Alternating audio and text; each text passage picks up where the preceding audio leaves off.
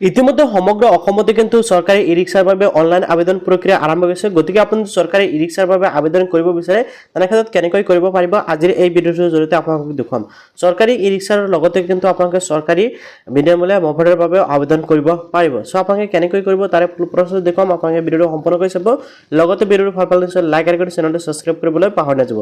So okay, এতিয়া প্ৰথমতে আপোনালোকে এপ্লিকেশ্যন কৰিবলৈ এই ৱেবছাইটলৈ আহিব লাগিব আৰু এই ৱেবছাইট লিংক মই ভিডিঅ'ৰ ডিছক্ৰিপশ্যনত দি ৰাখিছোঁ। আপোনালোকে জাষ্ট সেই লিংকত ক্লিক কৰি এই ৱেবছাইটলৈ আহি পাব। ওকে, ইয়াতে চাওক আপোনালোকে দেখিছে Assam linguistic minority development board আপোনালোকে দেখিবলৈ পাইছে।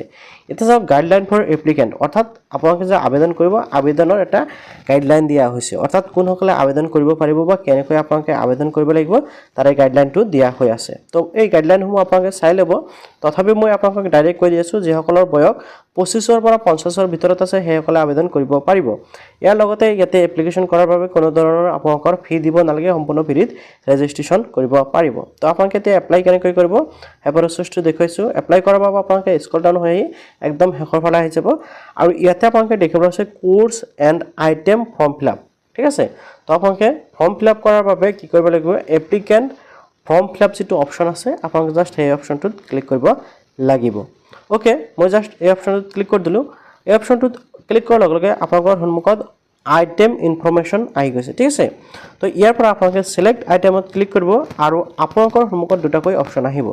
প্ৰথমটো হ'ল ডিষ্ট্ৰিবিউশ্যন অফ মুভেড আৰু দ্বিতীয়টো হ'ল ডিষ্ট্ৰিবিউশ্যন অফ ই ৰিক্সা। আপোনালোকে জানে যে বৰ্তমান যিটো চৰকাৰী আঁচনি ই ৰিক্সা আৰু মফেড বিতৰণ কৰা হ'ব। গতিকে আপোনালোকে ই ৰিক্সা বা মফেড যিকোনো এটাৰ বাবে এপ্লিকেণ্ট কৰিব পাৰিব। চ' আপোনাৰ ই ৰিক্সা লাগে নে মফেড লাগিব আপোনালোকে সেই হিচাপত ছিলেক্ট কৰিব। তো মই জাষ্ট ইয়াতে ই ৰিক্সাটো ছিলেক্ট কৰি দিম। ই ৰিক্সা ছিলেক্ট কৰাৰ পিছত আপোনালোকৰ সন্মুখত কিন্তু এনেকুৱাকৈ ইনফৰমেশ্যনসমূহ দিবলৈ আহি যাব। 2 নম্বৰত আছে পাৰ্চনেল ইনফৰমেশ্যন আপোনালোকে দিব লাগিব। তাৰপিছত ইয়াতে আছে আপোনালোকৰ কোৱালিফিকেশ্যন, আপোনাৰ এডুকেশ্যন কোৱালিফিকেশ্যন থাকিব লাগিব, আদাৰ্ছ ইনফৰমেশ্যন এণ্ড শেষত আপোনালোকে 5 নম্বৰত দেখিবলৈ আছে ডকুমেণ্টছ আপলোড। আপোনালোকে ইয়াতে ডকুমেণ্টছ আপলোড কৰিব লাগিব। তো কি ডকুমেণ্টছ লাগিব, কেনেকৈ আপলোড কৰিব সকলো জানিব পাৰিব। তো মই প্ৰথমৰ পৰা এটা এটাকৈ বুজাই দি আছোঁ। তো ইয়াতে চাওক আপোনালোকে ই ৰিক্সা বা মফেড যিকোনো এটা ছিলেক্ট কৰাৰ পিছত ইয়াতে আপোনালোকে দিব লাগিব পাৰ্চনেল ইনফৰমেশ্যন। প্ৰথমতে আপোনালোকে দেখিবলৈ পাইছে ইয়াতে কেণ্ডিডেট নেম, ঠিক আছে। আপোনালোকে যাৰ বাবে আবেদন কৰিছে সেইজন ব্যক্তিৰ নাম আপোনালোকে ইয়াতে দিব লাগিব প্ৰথম বাকচত। দেন আপোনালোকে দ্বিতীয় বাকচত দিব লাগিব কেণ্ডিডেট ফাদাৰ্ছ নেম বা Guardian name. Okay, father's name বা গাৰ্ডিয়ান নেমটো দিয়াৰ পিছত ইয়াতে কিন্তু আপোনালোকে মোবাইল নাম্বাৰ এণ্টাৰ কৰিব লাগিব। Mobile number SMS will be send, ইয়াতে কিন্তু আপোনালোকে মোবাইল নাম্বাৰ দিব লাগিব আৰু ইয়াতে যিটো আপোনালোকে মোবাইল নাম্বাৰ দিব সেই মোবাইল নাম্বাৰত কিন্তু আপোনাৰ OTP যাব, ঠিক আছে। গতিকে আপোনালোকে যিটো মোবাইল নাম্বাৰ দিব, যিটো মোবাইল নাম্বাৰ নেকি আপোনাৰ এতিয়াও চালু আছে বা চলি আছে, ফোন কল আহি যায়, সেই মোবাইল নাম্বাৰটো এণ্টাৰ কৰিব। ওকে, দেন আপোনালোকে চাওক ছিলেক্ট ছেক্স, আপোনালোকে ইয়াৰ পৰা আপোনালোকৰ লিংগটো ছিলেক্ট কৰিব লাগিব। ইয়াতে চাওক মেল এণ্ড ফিমেল দুটা আপোনালোকে পাই যাব, অৰ্থাৎ ইয়াতে কিন্তু পুৰুষ মহিলা উভয়ে এপ্লিকেণ্ট কৰিব পাৰিব। চ' আপোনালোকে মেল হ'লে মেল দিব, ফিমেল হ'লে ফিমেল দিব। দেন ইয়াতে আপোনালোকে দেখিব আছে ভিলেজ এণ্ড টাউন নেম, ঠিক আছে। আপোনালোকৰ ভিলেজৰ নেম আপোনালোকে ভিলেজত থাকিলে ভিলেজ নেম দিব, অথবা আপোনালোকে টাউনত যদি থাকে টাউনৰ নামটো আপোনালোকে এণ্টাৰ কৰিব লাগিব। এইসমূহ একদম ইজি। তাৰপিছত ইয়াতে আছে পোষ্ট অফিচ নেম, আপোনালোকে পোষ্ট অফিচ নেম দি দিব।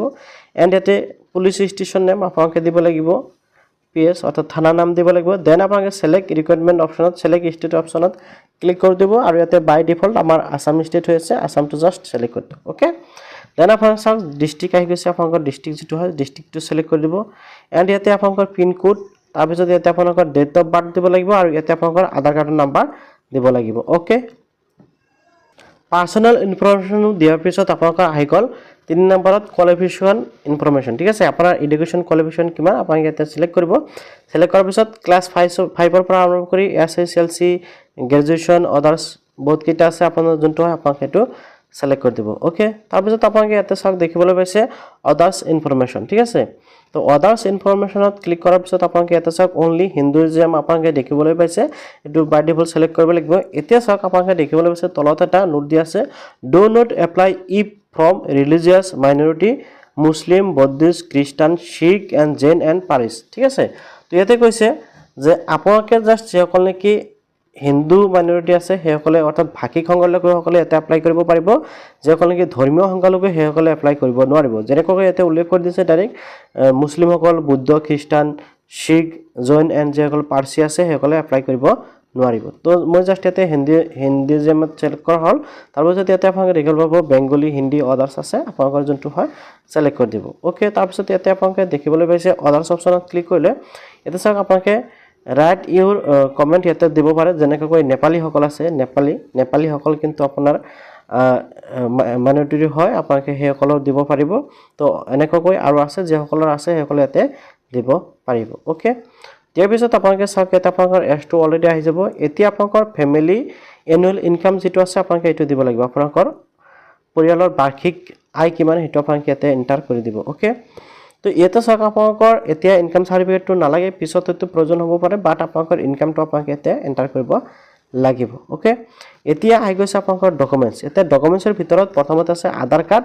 আৰু দ্বিতীয়টো হ'ল ভোটাৰ আইডি আৰু তৃতীয়টো হ'ল ড্ৰাইভিং লাইচেন্স এতিয়া বহুতৰো হয়তো ড্ৰাইভিং লাইচেন্সখন নাই তেখেতসকলে আবেদন কৰিব পাৰিব না এই বিষয়টো বহুতৰ কোৱেশ্চন আহিব তো মই আপোনালোকক ক'ব বিচাৰোঁ যে ড্ৰাইভিং লাইচেন্সখন আপোনালোকৰ বাবে মেণ্ডেটৰী হৈ পৰা নাই যদি আপোনালোকৰ ড্ৰাইভিং লাইচেন্স নাই তেনে ক্ষেত্ৰত আপোনালোকে জাষ্ট আপোনাৰ আধাৰ কাৰ্ড আৰু ভোটাৰ আইডিখন আপলোড কৰি দিয়ক ওকে তাৰপিছত আপোনালোকে ছাবমিট কৰিব লাগিব ছাবমিট কৰাৰ পিছত আকৌ ভেৰিফাই কৰিব লাগিব সেইখিনিও মই আপোনালোকক দেখুৱাম তো আপোনালোকে সম্পূৰ্ণকৈ চাই থাকক সকলো ডিটেইলছ দিয়াৰ পিছত আপোনালোকে জাষ্ট ছাবমিট কৰিব ছাবমিট কৰাৰ পিছত কি হ'ব আপুনি যিটো মোবাইল নাম্বাৰ দিছে এই মোবাইল নাম্বাৰত কিন্তু এটা OTP আহিব OTPটো অহাৰ পিছত আপোনালোকে OTPটো দি ভেৰিফাই কৰিব তাৰপিছত আপোনালোকে কি কৰিব লাগিব ফাইনেল ছাবমিট কৰিব লাগিব মই জাষ্ট আপোনালোকক ইয়াতে দেখুৱাই দিছোঁ মোৰ হাতত যেহেতু এপ্লাই কৰা ব্যক্তিৰ কোনো ডকুমেণ্টছ নাই যাৰ বাবে মই ইয়াতে ফাইনেল ছাবমিট কৰা নাই বাট আপোনালোকে যদি এপ্লিকেশ্যন কৰিব বিচাৰে সেম প্ৰচেছত কিন্তু আপোনালোকে এপ্লিকেশ্যনটো কৰিব পাৰিব তো আশা কৰিছোঁ আপুনি নিশ্চয় জানিব পাৰিলে যে কেনেকৈ আপোনালোকে চৰকাৰী ই ৰিক্সাৰ বাবে নতুনকৈ যিটো এপ্লিকেশ্যন চলি আছে ইয়াৰ বাবে কেনেকৈ এপ্লিকেশ্যন কৰিব পাৰিব সো আপোনালোকে জানিব হ'লে নিশ্চয় লাইক কৰিব আৰু চেনেলটো ছাবস্ক্ৰাইব কৰি ৰাখিব এনেকুৱা ইম্পৰ্টেণ্ট ভিডিঅ'সমূহ পাই থাকিবলৈ যে নহওক আৰু এটা বিষয় আপোনালোকক ক্লিয়াৰ কৰিলে ভাল হ'ব হয়তো আপোনালোকে বহুতেই নহলে সমস্যাৰ সন্মুখীন হ'ব তো কিছু সংখ্যকৰ যেতে নেকি ছাবমিট কৰা হয় ফাইনেল ছাবমিট এই যেটো প্ৰবলেম এই প্ৰবলেমটো দেখিবলৈ পোৱা গৈছে মই ট্ৰাই কৰিলো এনেকৈ ধৰণ আধাৰ নাম্বাৰ নট ফাউণ্ড বুলি শো কৰি আছে সো আপোনালোকৰ কিন্তু এনেকুৱা শো কৰিব পাৰে তো এনেকুৱা আহিলে আপুনি ভাবি নলব যে আপোনাৰ আধাৰ কাৰ্ডৰ প্ৰবলেম হৈছে বা আপুনি আবেদন কৰিব নোৱাৰিব তো এতিয়া প্ৰবলেমটো হ'ল এই যেটো ওয়েবসাইট আজি যেটো মুকলি কৰা আছে যাৰ বাবে ওয়েবসাইটত অলপ প্ৰবলেম হৈ আছে খেলিমেলি হৈ আছে যাৰ বাবে এনেকৈ টেকনিক্যাল ইস্যুৰ বাবে এই যেটো প্ৰবলেম এই প্ৰবলেমটো শো কৰিছে সো আপুনি টেনশন কৰিব নালাগে যদি এনেকৈ আছে আপোনালোকে আকৌ ট্ৰাই কৰিব বা কিছু সময় পিছত ট্ৰাই কৰিব আপোনাৰ কিন্তু ফাইনেল ছাবমিটটো হৈ যাব তো আশা কৰোঁ আপুনি নিশ্চয় সকলো বুজি পালে নিশ্চয় লাইক আৰু চেনেলটো ছাবস্ক্ৰাইব কৰিবলৈ পাহৰি নাযাব এনেকুৱা ইম্পৰ্টেণ্ট আপডেটসমূহ পাই থাকিব